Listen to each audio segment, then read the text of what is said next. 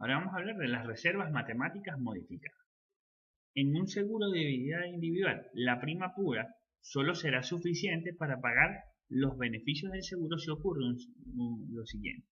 1. El rendimiento obtenido por la empresa de seguros en sus inversiones es igual a la tasa de interés técnico utilizada para calcular la prima pura.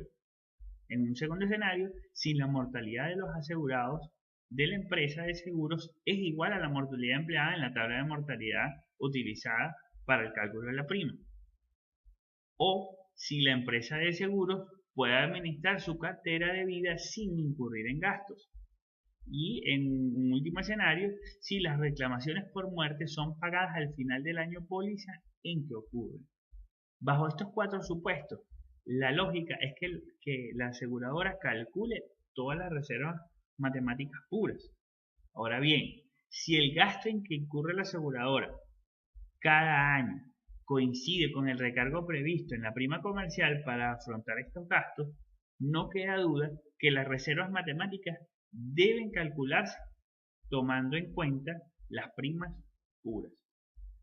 Porque cada vez que la empresa de seguro cobre al tomador de la póliza la prima comercial, pagará los diferentes tipos de gastos que en ella se contemplan y con un recargo fijo previsto en esta prima, sin que a la aseguradora le sobre o le falte ningún tipo de dinero. Entonces la prima pura se supone que alcance y sea suficiente para cubrir el riesgo y para incrementar la reserva, y la prima comercial es la otra parte adicional a la prima pura. Están contemplados todos aquellos gastos en que incurre la aseguradora para ofrecer el servicio que está descrito en la póliza.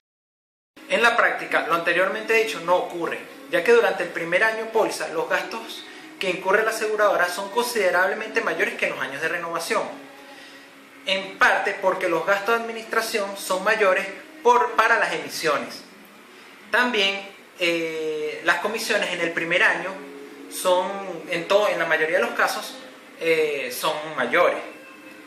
Esto significa que la aseguradora no tendría fondos suficientes para construir la reserva pura del primer año, después de efectuar los gastos por fallecimiento y pagar los distintos recargos previstos en la prima comercial.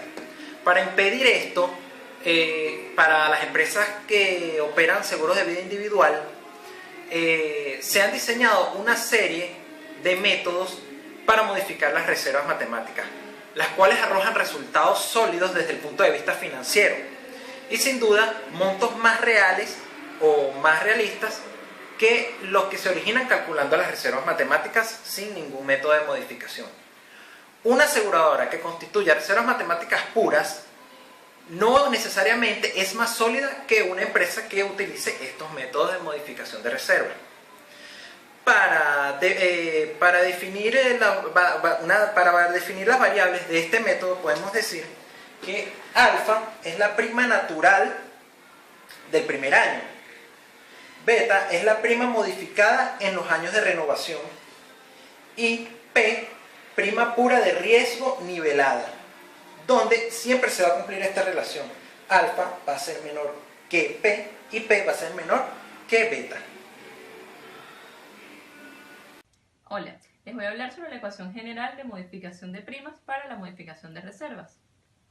Acá tenemos la ecuación de equilibrios de las primas modificadas, de donde vamos a partir, diciendo que el valor actual de las primas puras niveladas es igual al valor actual de las primas modificadas, como lo vemos en la línea del tiempo, que para cada año las primas modificadas van siendo igual a las primas puras únicas niveladas. En la ecuación general de modificación de primas podemos ver que el valor actual de las primas niveladas es igual a las modificadas, con el alfa y beta. Es de suma importancia resaltar que no necesariamente el periodo de las primas niveladas debe coincidir con el de modificación de reserva. Es la empresa de seguros la que indica cuál va a ser el periodo de modificación de las reservas matemáticas y de las primas niveladas. A comparar. Veamos un ejemplo.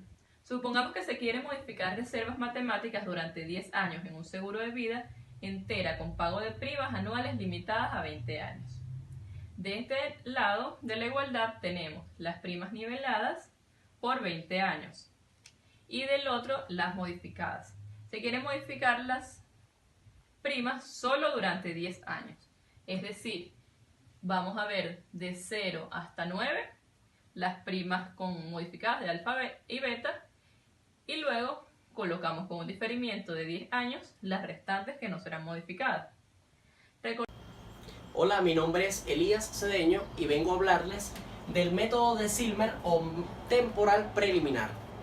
Algunas características de este método: podemos decir que es un método de modificación de reservas matemáticas que arrojan las menores reservas.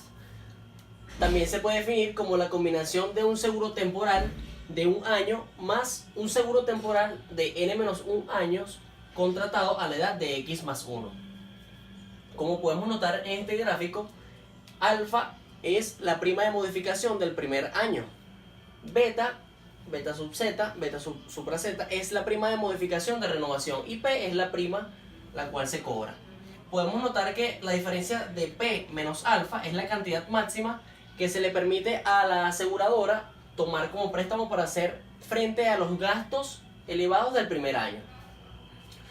La función de modificación de primas va dado con esta ecuación de equilibrio, que es la prima de modificación del primer año más la prima de modificación de renovación, su valor actual. Y esto va a ser igual al valor actual de todas las primas de la duración del seguro.